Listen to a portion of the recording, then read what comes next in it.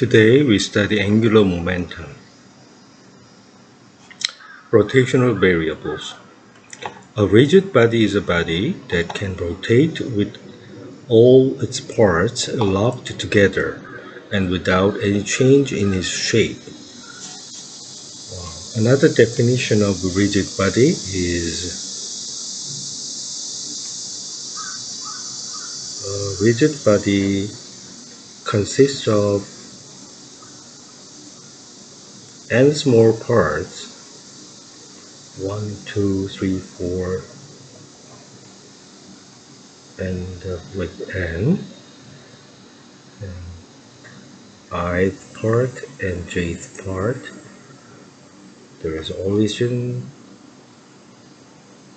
the position vector Ri, position vector Rj. Relative displacement can be defined Rj minus Ri. This value is invariant for any fixed I and j, or any fixed I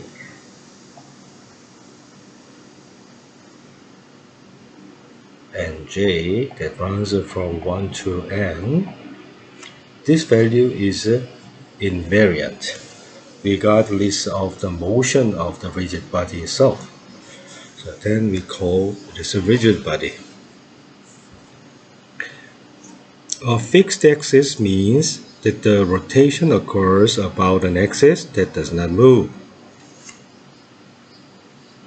There is a fixed axis and head, and the rigid body rotates about this axis.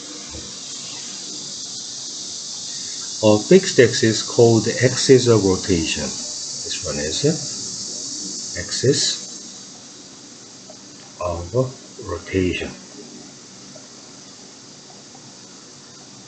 or rotation axis.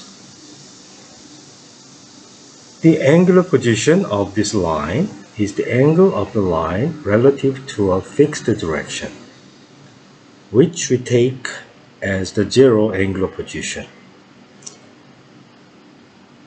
For example,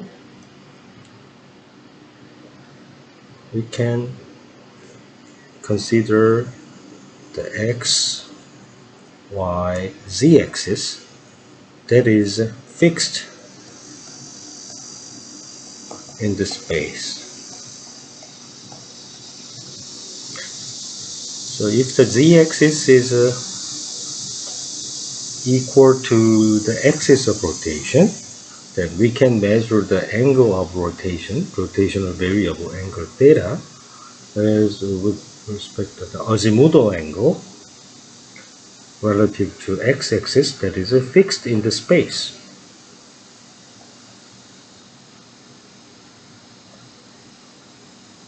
So we can measure the angle theta about the fixed axis in the space that is perpendicular to the axis of rotation. So this is called the angular position.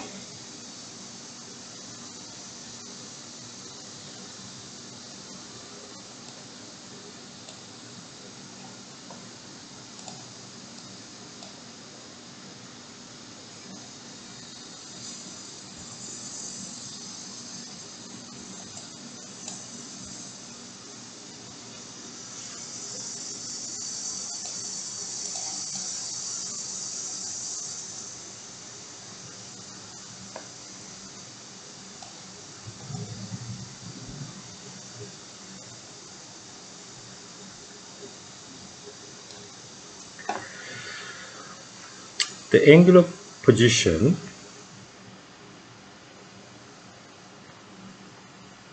theta can be measured if we draw a plane that is perpendicular to the axis of rotation.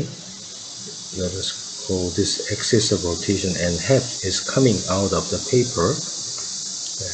This is the x-axis in the fixed space, y-axis in the fixed space. A particle in a rigid body that has a perpendicular distance r from the axis of rotation rotates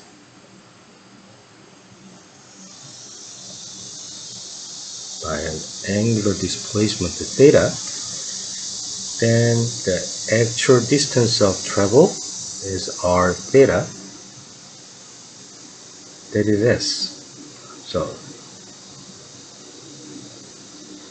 angle theta is the distance of actual travel along the arc divided by the radius. So theta is s over r, where s is the length of a circular arc. This is the circular arc that extends from the zero angular position here, the zero angular position,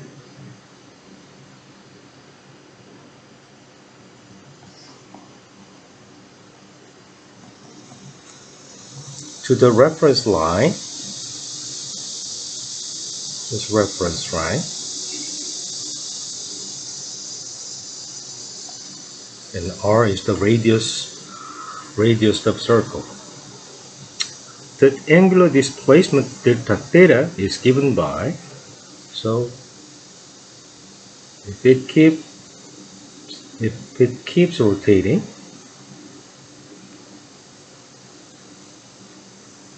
from theta 1 to theta 2, the difference is theta 2 minus theta 1. This will be the angular displacement delta theta. The delta theta is theta 2 subtracted by theta 1. The angular velocity omega is the derivative of the angular displacement. So at theta equals 0 is the vector direction is tangent to the arc, and the amount, the magnitude will be the d theta over dt, the theta dot. That is angular velocity. So angular velocity is a vector. The direction of this angular velocity is this.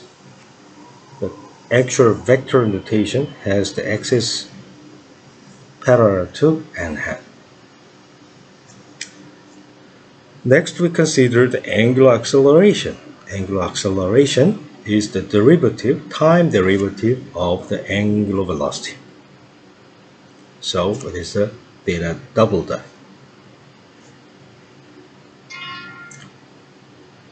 Next, we consider rotation with constant and angular acceleration.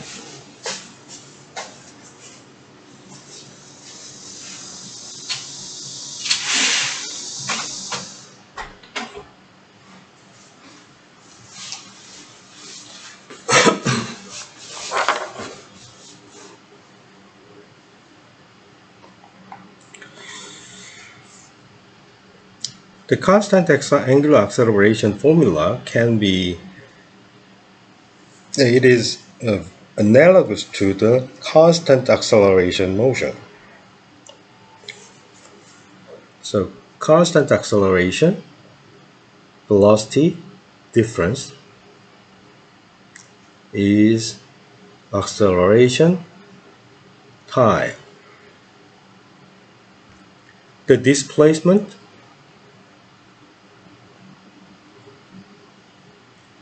is initial velocity time 1/2 at squared. This is the constant acceleration along the x-axis. Velocity squared subtracted by the initial velocity squared equals 2 times acceleration times displacement.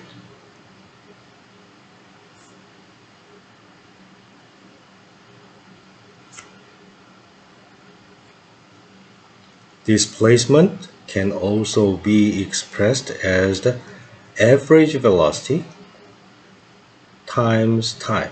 The average velocity will be the half of initial velocity plus final velocity.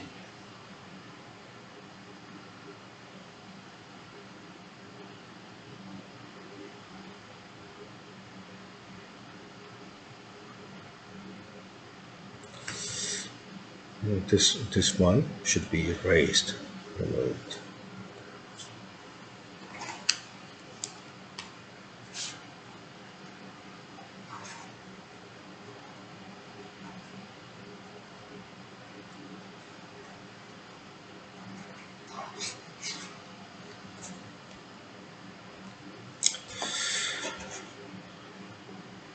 Next, we consider relating the linear and angular variables.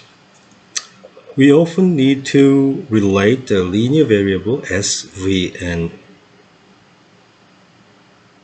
alpha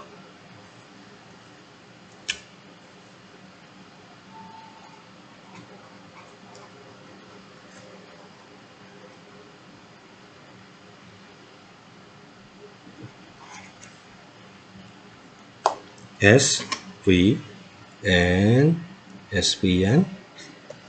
It should be italic letter A. For a particular point in a rotating body to the angular variables theta, omega, and alpha for that body. The two sets of variables are related by radius r, the perpendicular distance of the point from the rotation axis. The distance s traveled by a point along the arc, and its time derivative is, as we have already considered, s equals r theta. This is s r theta r theta. The speed, because the motion is along a circle that is curved, it is not a velocity but a speed. The speed is ds over dt, and because the radius is constant, r times d theta over dt. If we define omega is the first order time derivative of angle, then it becomes speed is r omega. The direction of the velocity is a tangent to the arc, tangent to the circle at that point. If an object is making a uniform circular motion, then this one is constant. Then the period is the time necessary to come back to the same position. Uniform circular motion, it takes t to travel the distance 2 pi r. That is the circumference of the circle of radius r. The speed should be divided to find out the period. Here, 2 pi r divided by 3 equals r omega, so r omega, so we can cancel this r out to find the 2 pi over omega. Then the period t of the revolution can be expressed in terms of the circumference of the circular orbit of a point of the object and the speed of point s. A particle of the uniform circular motion has a radial component of linear acceleration. A particle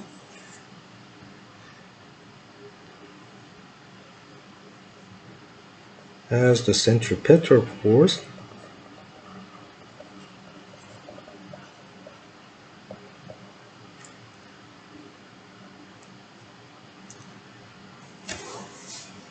makes a uniform circular motion. This is a v, and this is the direction of the acceleration.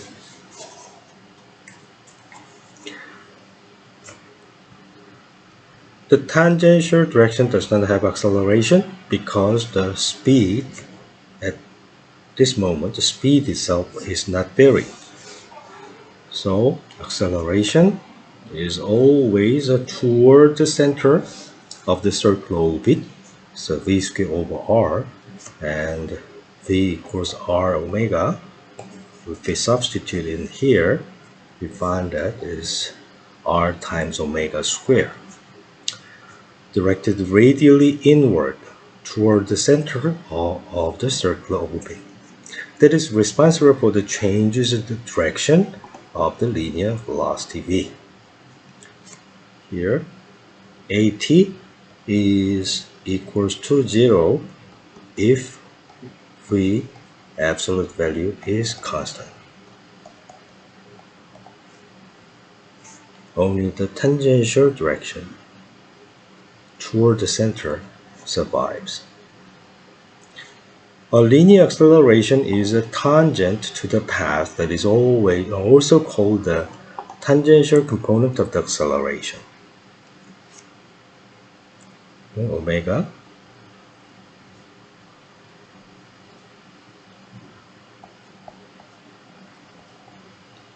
v equals r omega, because r is fixed in the rigid by the circular motion. Tangential acceleration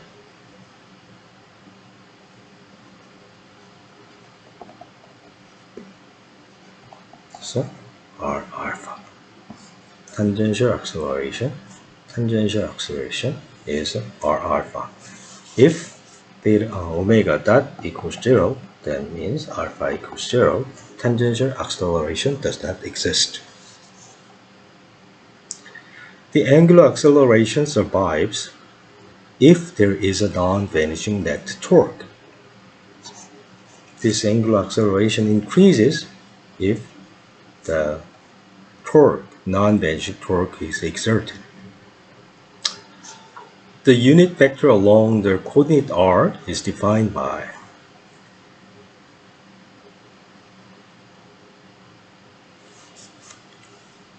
the r is a position vector of a point.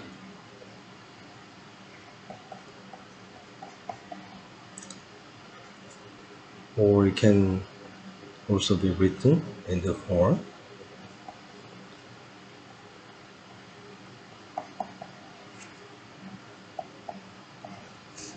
a unit vector with respect to a coordinate is defined by partial derivative of coordinate A. However, its normalization is not always, absolute value of this one is not always equal to 1. Hence, the unit vector parallel to this should be obtained by dividing this vector by its own magnitude. This A can be any coordinate, and for example, we are interested in the radius r as a coordinate. This is for example, Cartesian coordinate. We have x, y, z as 3 coordinates. Cylindrical coordinate,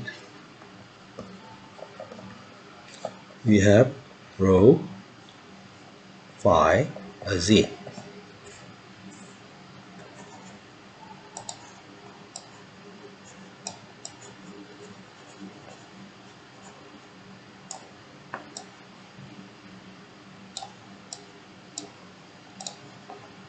And spherical polar coordinate,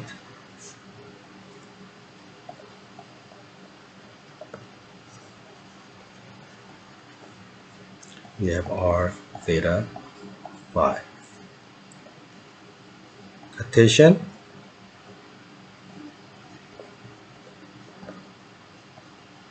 x, y, z, we have a point x comma y comma z.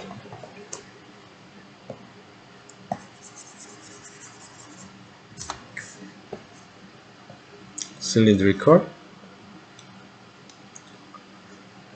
x, y, we have a cylinder, a point with radius rho. It's a projection. This is circle.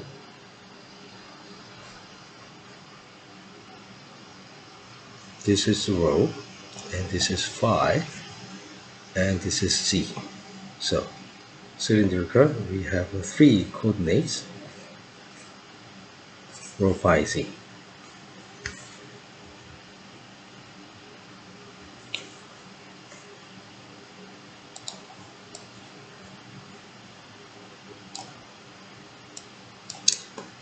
And in the spherical coordinate,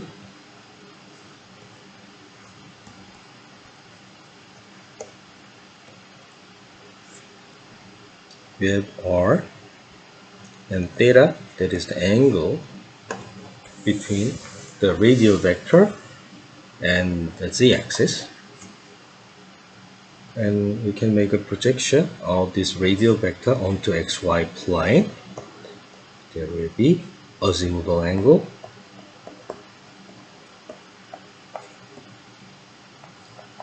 and this polar angle, and radius. That is called r, theta, and phi.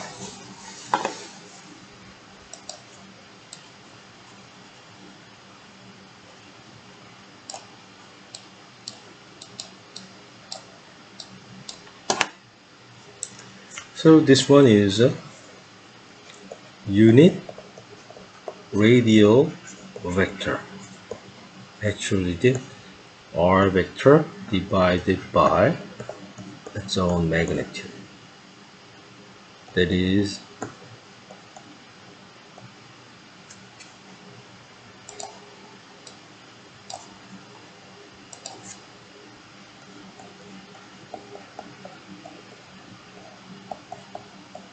like that.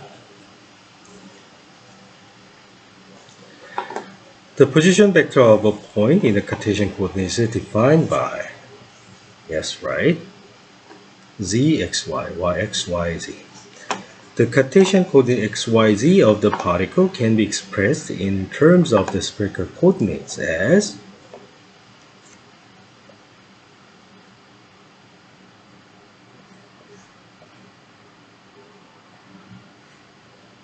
r, we have theta, z component can be projected because it is theta, this is z equals r cosine theta.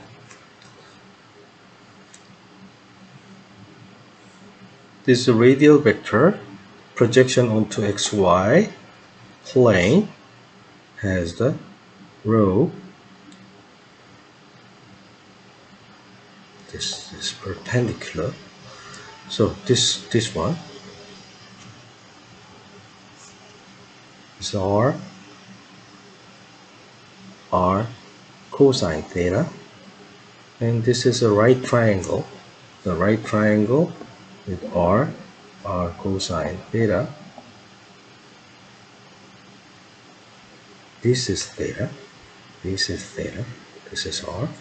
So this radius is r sine theta. Once r sine theta is found, we can make another projection because this azimuthal angle is a phi.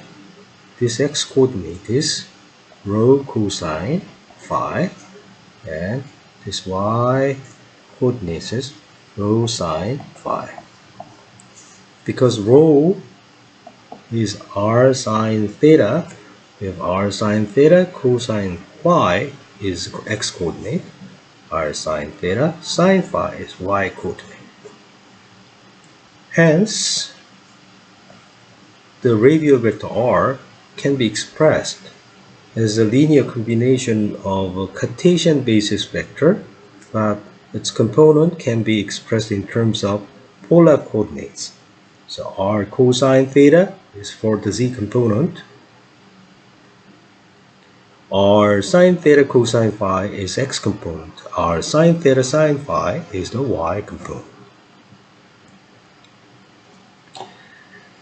If I take the derivative with respect to partial derivative with respect to r, this expression inside the brackets is independent of r. The only r dependence is over a factor r radius. Therefore, the polar vector, its partial derivative with respect to the radius is just this factor, because r is removed after partial differentiation.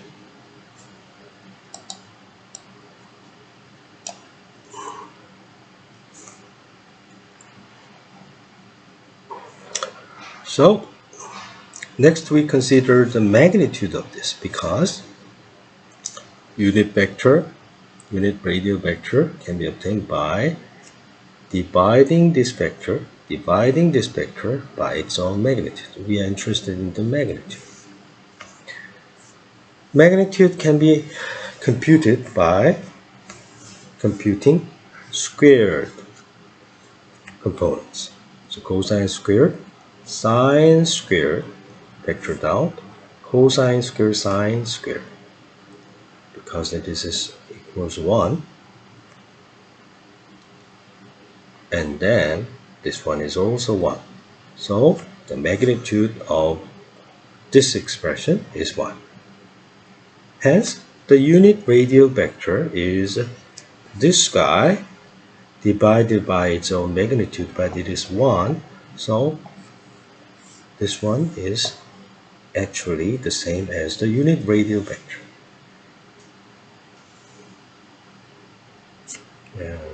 Actually, this one is radial vector divided by its own magnitude.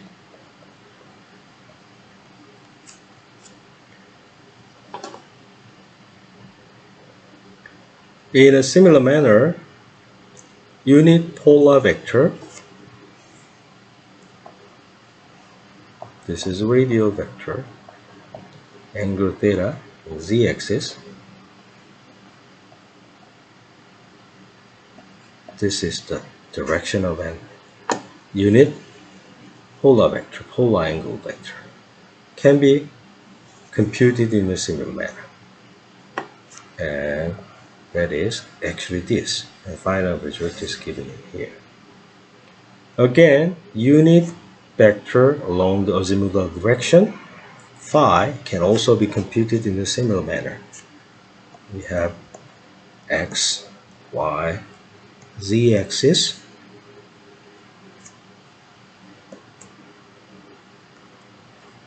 r, we have rho, which is r sine theta, and we have azimuthal angle phi, and tangent is this. So unit azimuthal direction vector phi hat is along this direction, and that one can also be computed by partial differentiation. The final result is this, and that can also be computed directly by this, because r sine theta is the magnitude of this one.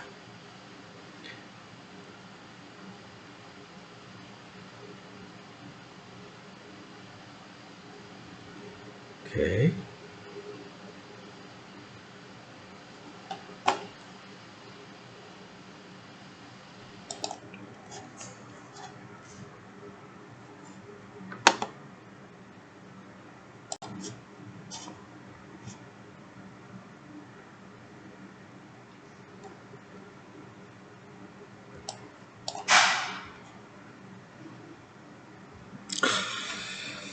Okay.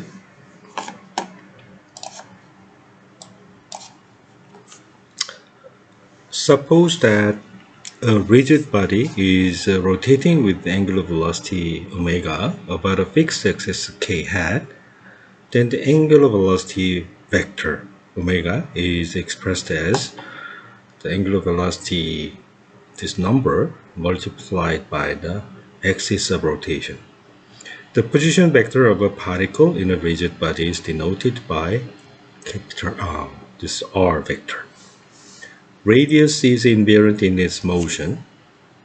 So rigid body is rotating about k hat with angular velocity omega. So we define this one to be omega vector. The radius r of an object that is perpendicular to the axis of rotation. This one makes a circular motion, so r dot is 0 always. Polar angle theta is invariant in its motion. Angle theta with respect to k hat, so theta dot is 0. The angular velocity omega can be expressed as the time derivative of the azimuthal angle, and this angle is actually phi.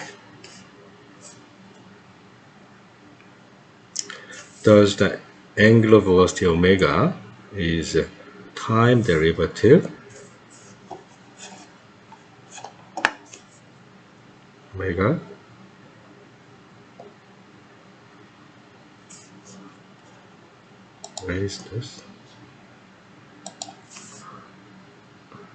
is time derivative of azimuthal angle to phi dot. By making use of the chain rule, the velocity of the particle can be computed as r time derivative is the velocity, and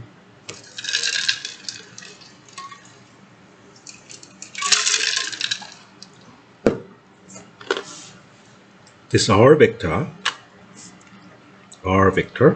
is a function of r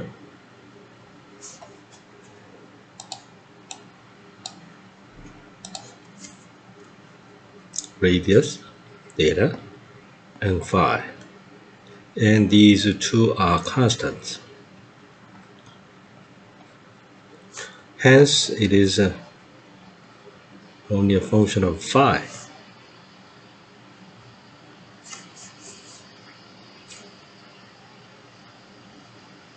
So r dot equals 0, theta dot equals 0, so vanish, and only this contribution survives, and phi dot equals omega.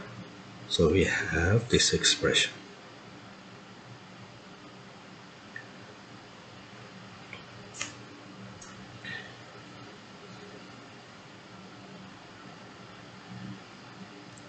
So r vector, angle theta, and this is k hat.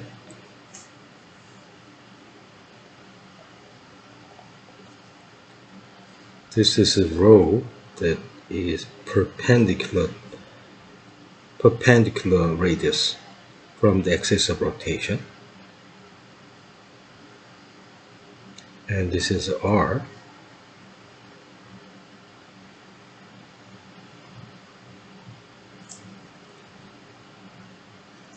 So r angle theta, so this is the theta, so rho equals r sine theta. And the direction is phi hat, that is perpendicular to the rho hat direction, and that is also perpendicular to k hat direction. We have our unit vector in this direction, so it is rotating on a circle.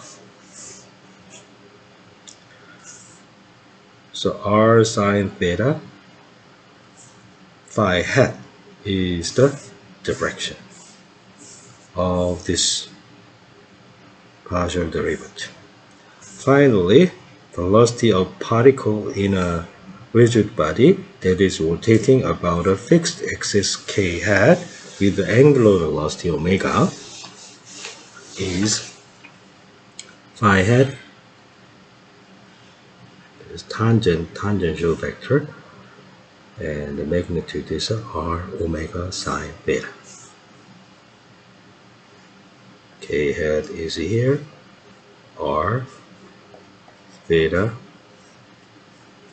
r sine theta. That is rho. That is a perpendicular distance from the axis of rotation to this particle. Making use of these identities, we conclude that omega v velocity is omega cross r. So omega is k hat. R hat, we know z component is cosine theta, x component is sine theta cosine phi, y component sine theta sine phi. We multiply the cross product, k cross k parallel, so vanishes, k cross I equals j. So k cross I equals j. So sine theta is here, and cosine phi. And k cross j is minus I, and sine theta, and sine phi is here. Okay, so this one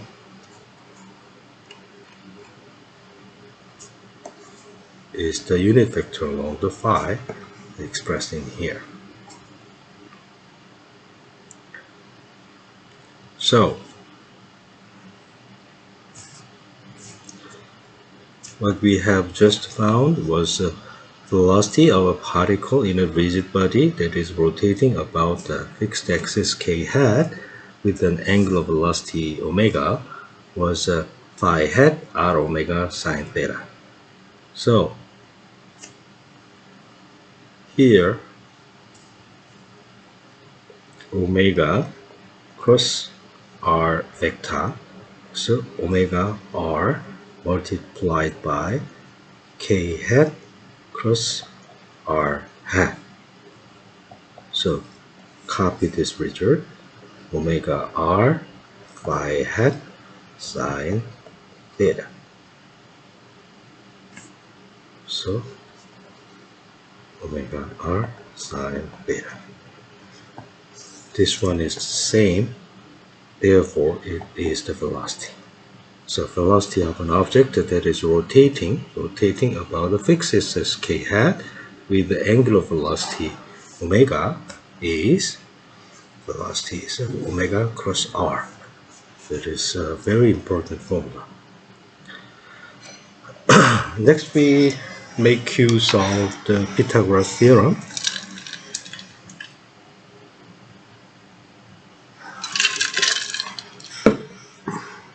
to prove this.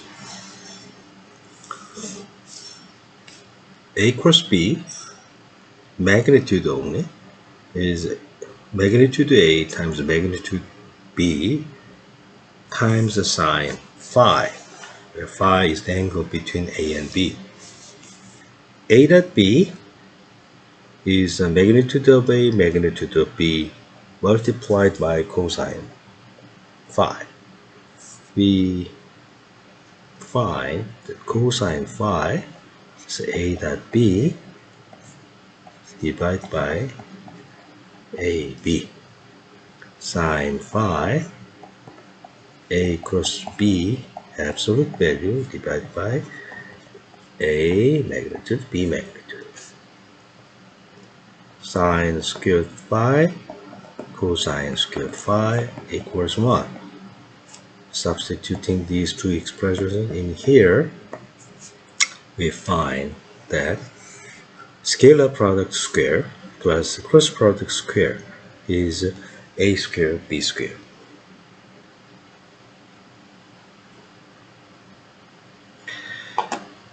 Here b parallel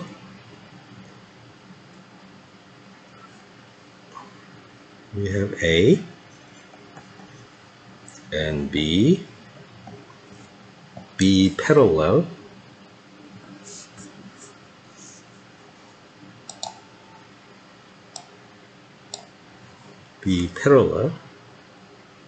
oh, b parallel is this is p parallel. That is the projection of b onto a. That's a parallel component. In a similar manner, b can be decomposed into two pieces. B perp, that is perpendicular. B perp is a perpendicular component relative to a vector. So any b vector is a sum of b parallel plus b perpendicular.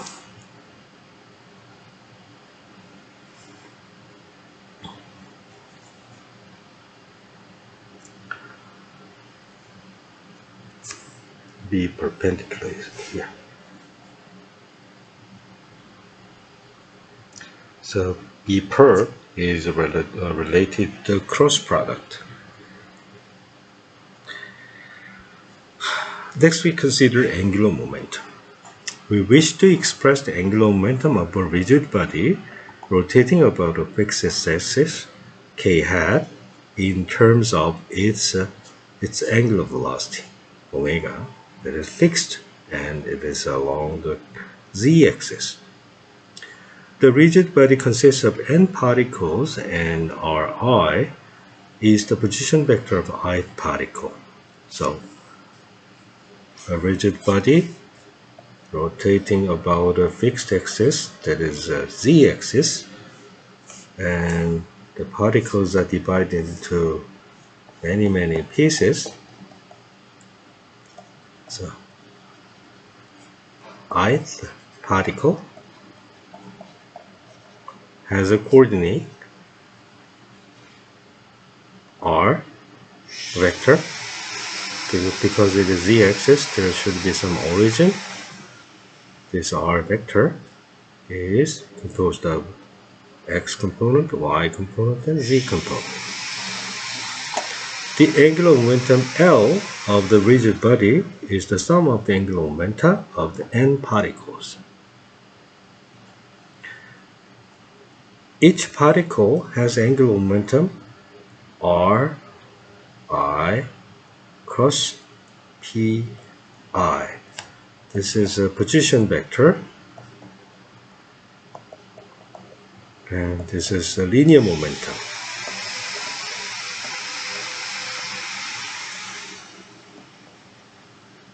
And linear momentum pi is mass times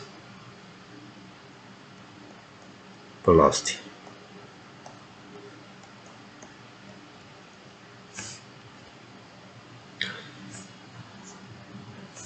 Therefore, this is the angular momentum of ith particle, and we make a summation from I runs from 1 to n.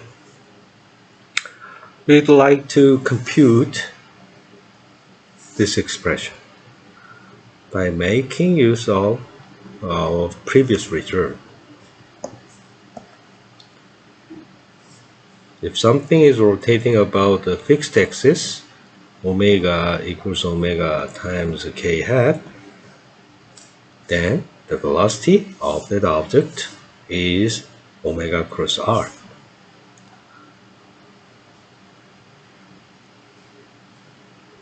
Now, the velocity of this object, ith particle, should be omega cross ri.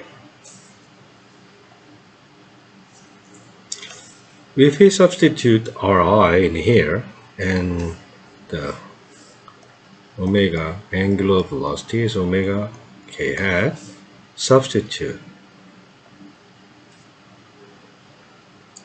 k cross k vanishes, ki j. So xi is here, kj minus I. Minus I is here, y component is here. We know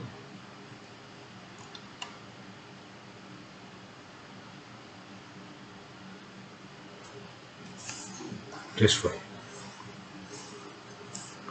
This one is a phi hat.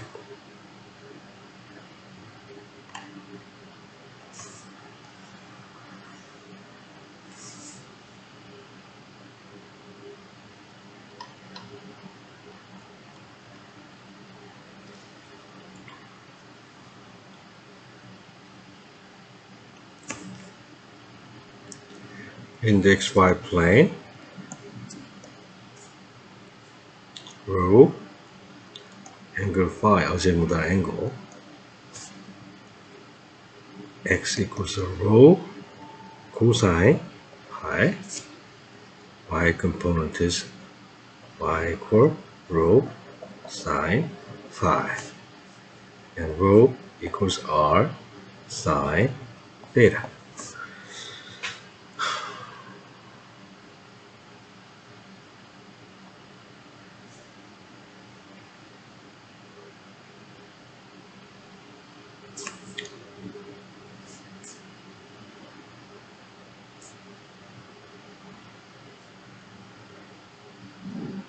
This is the direction of phi hat. Okay. If we copy this result, minus sine cosine, minus I hat sine j hat cosine phi.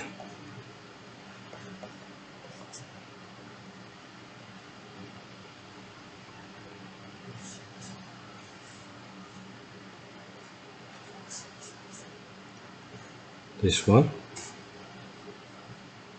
omega rho I the particle, so we put subscript I, and minus I hat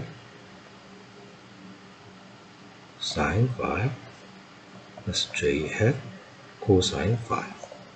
Hence, this one is a phi hat. So we have rho I omega phi hat. The rho I is the square root of xi squared plus yi squared.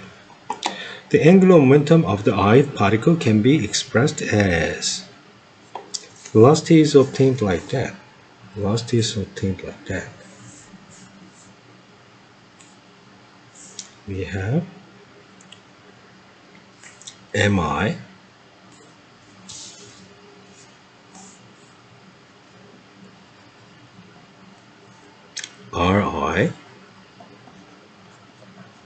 ri vi, and vi is rho I omega phi I. Phi I, no, phi does not have I. Unit azimuthal vector. Phi hat ri mi ri.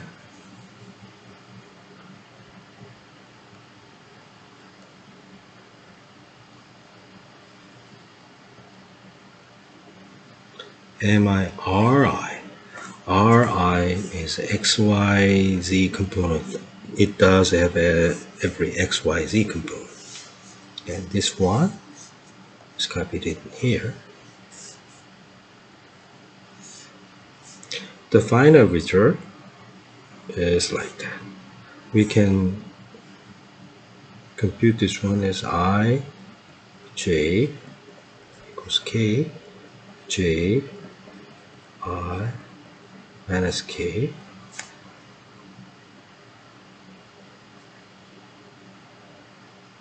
k I J, K, J, rho minus I. Anyway, the final result is written in this form.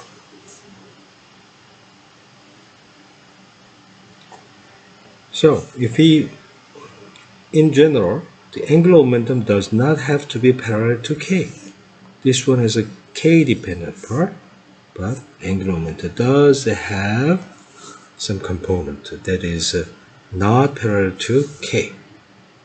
However, if we project out the K component from the angular momentum, I component and J component, we find that we do have a coefficient parallel to that axis, so that is called moment of inertia.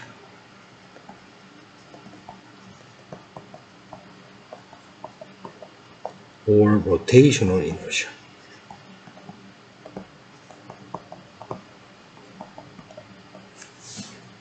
They are, if I multiply scalar product K, and here only this component survives.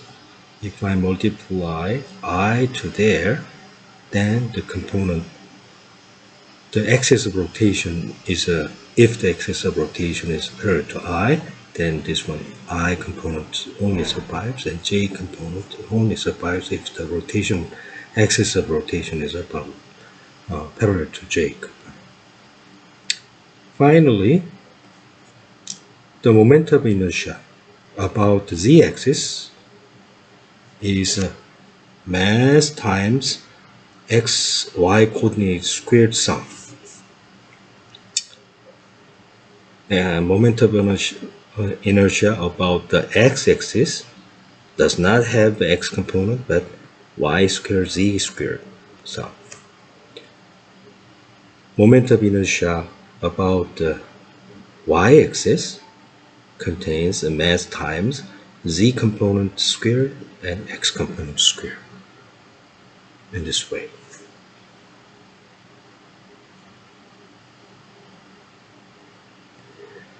The angular momentum of rigid body can be expressed as a sum of n elements, and each element can be computed in such a manner. If I take the time derivative of the angular momentum, the final result is net torque. We can prove this. Any part of the angular momentum, that is the ith particle's angular momentum, is mass times velocity. It's a radius, the position vector cross product with the momentum. If I take the derivative, time derivative, first component derivative is the velocity, the second component derivative is acceleration. The velocity cross velocity, parallel component, cross product vanishes, and r times f. This one is a sum of I, runs from 1 to n, ri cos fi. Force applied to ith particle, that is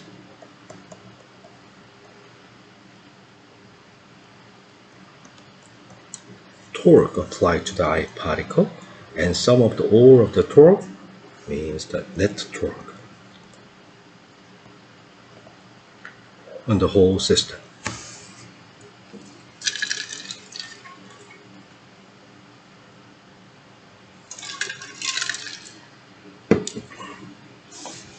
Anyway, the torque can be either internal or external. However, any internal torque is due to the force between any two objects. And the force between two objects, Fi to J, J to I, they are equal in magnitude but opposite in direction. Therefore, any internal torque vanishes if we compute the total amount of torque. The only torque surviving in the whole expression for the rigid body, the net torque, is due to the external torque, not the internal torque. Internal is a torque due to two particles in a rigid body system does not contribute to the net torque.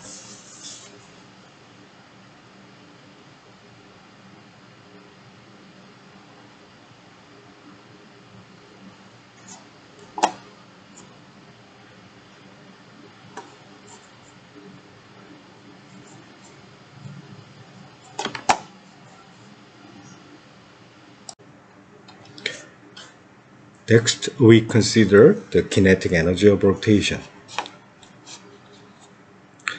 We wish to express the kinetic energy of a rotating object in terms of its angular velocity and rotational inertia. We denote Ri by the position vector of a particle, ith particle, in a rigid body whose frame of reference is affixed to the rigid body. The rigid body is rotating about the axis and hat, that used to be k hat in our previous cases, by an angular velocity omega. The rotational kinetic energy k rotation of the rigid body can be computed as, for simplicity, we assume that the center of mass is passing through the axis of rotation.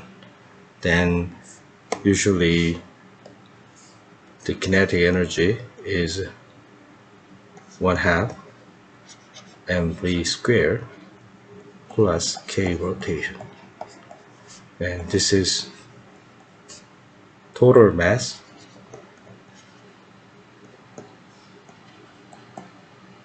and v equals velocity of cm, center of mass. If the axis of rotation passes through the cm, then center of mass does not move, so this one vanishes. The rotational kinetic energy is the total kinetic energy. Because every particle is making a rotation about n hat, the velocity of each particle is v equals omega cross Ri. Velocity squared should be known to compute the rotational kinetic energy. The omega cross r. So this is a cross product square. That means square product subtracted by scalar product square. Remember, we have verified this identity.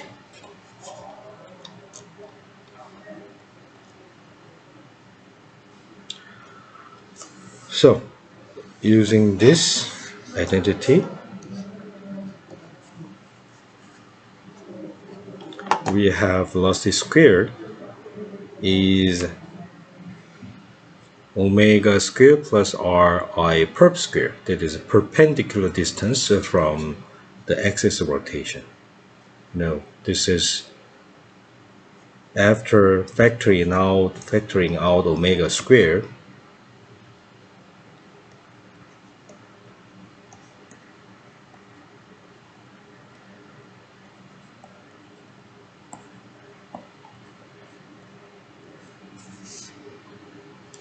Substituting a by omega and b by Ri,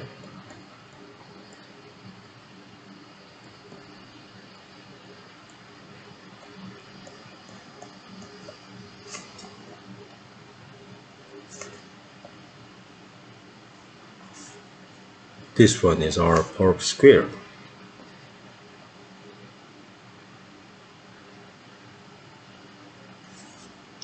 that is the perpendicular distance.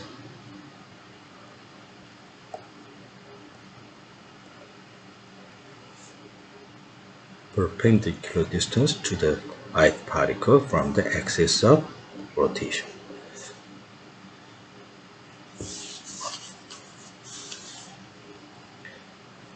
Hence, the rotational kinetic energy is factorized as 1/2 omega squared plus something multiplied by something. That is rotational inertia.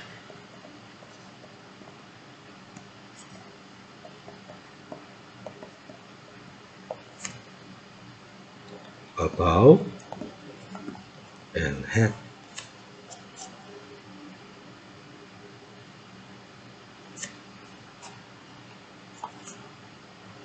This one is rotational inertia about and half. Moment of inertia is the same as rotational inertia.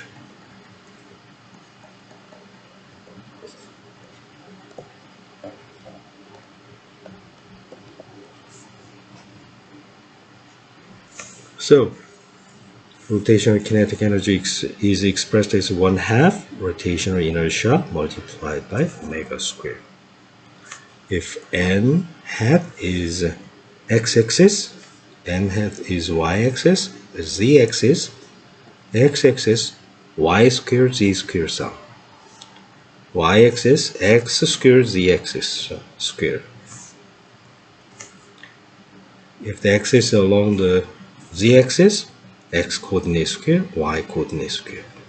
Sure, weighting factor is the mass of the particle.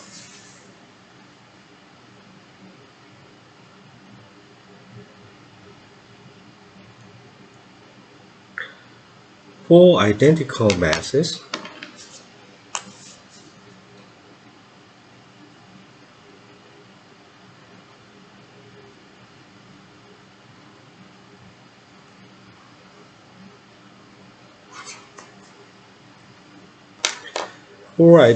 particles with mass m are arranged in the xy plane as shown.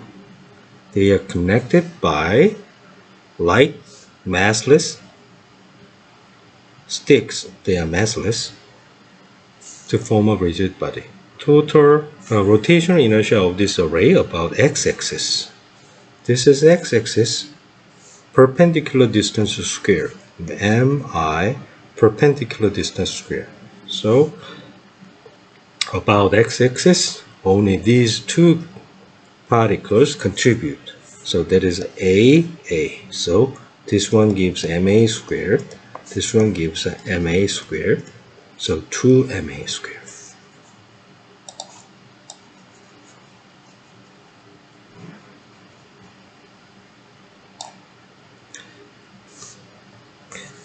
Rotational inertia of this array about y-axis, this one does not contribute. This one has the perpendicular distance a, this one has a, this one has 2a. So this gives ma squared, this gives m2a squared, this one gives ma squared. So this is 4ma squared. 1 plus 4 plus 1 equals 6. Therefore, we have 6ma squared.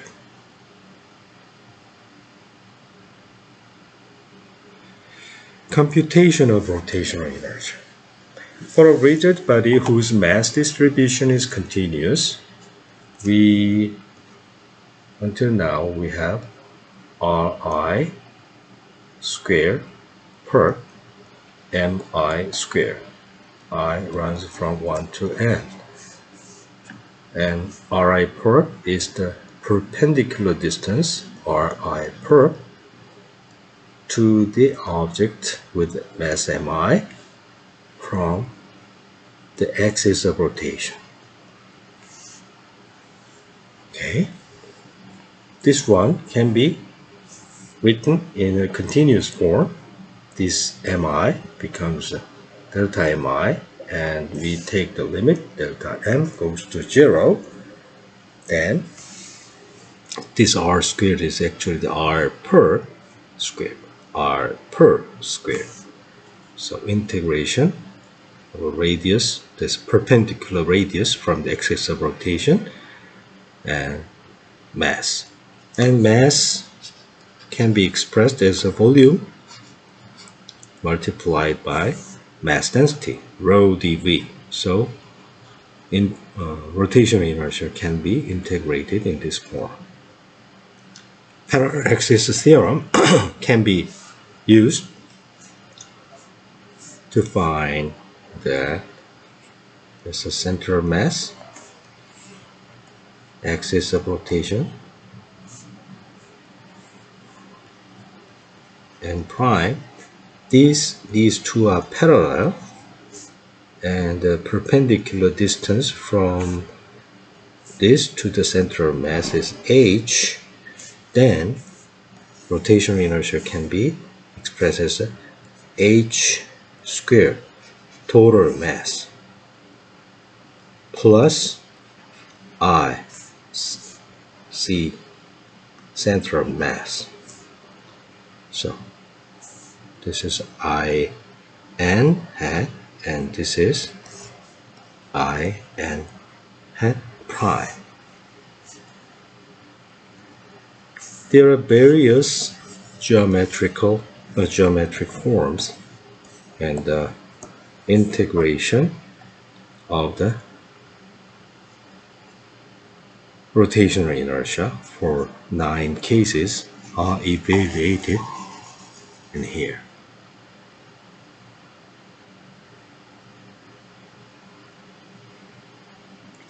You can follow this detailed integration steps.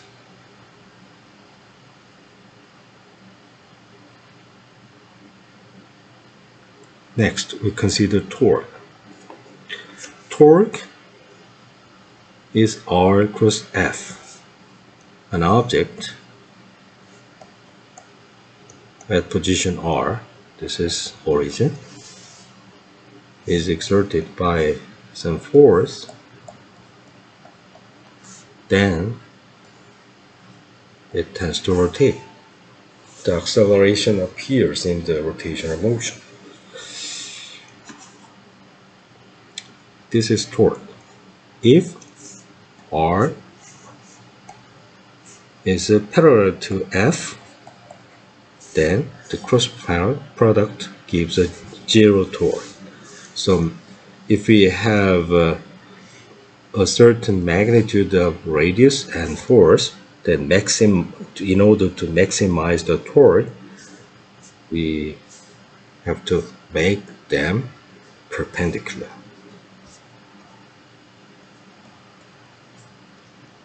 to each other.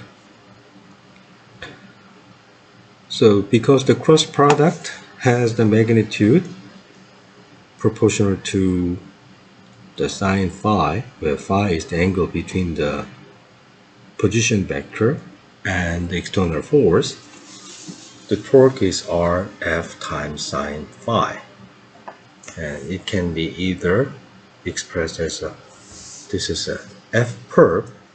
F perp is the force component perpendicular to the radial vector, or R perp times F. So R perp is the radial component that is perpendicular to the direction of the force. Newton's second law of angular form, time derivative of angular momentum is net torque.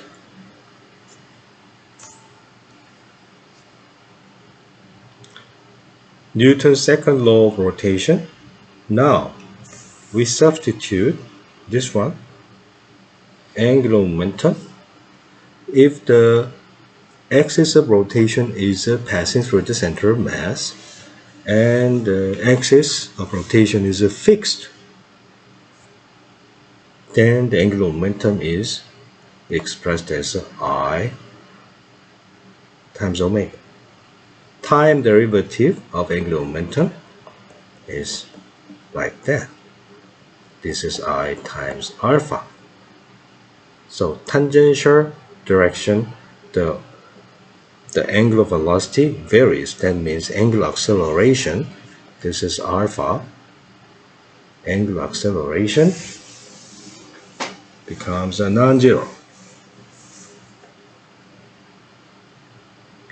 If there is a torque, just like if there is a force, then there is a potential energy. Minus F, yes.